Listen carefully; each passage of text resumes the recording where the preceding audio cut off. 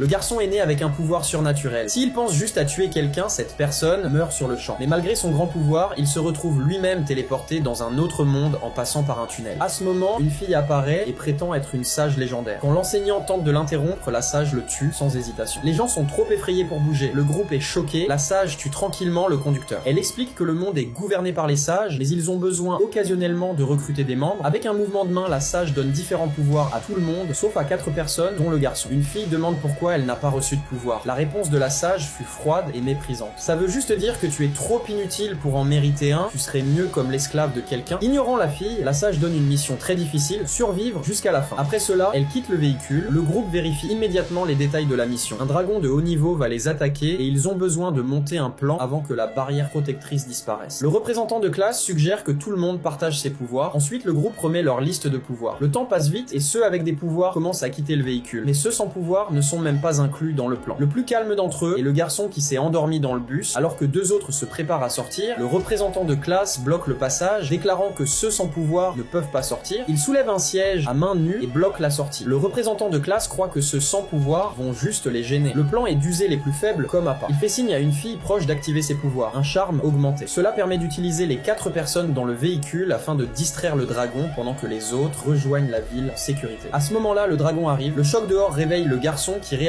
que le dragon attaque. Alors que le dragon charge droit sur eux, la fille se serre fort contre lui, pris dans la peur. Soudain, le garçon tue le dragon d'un seul coup.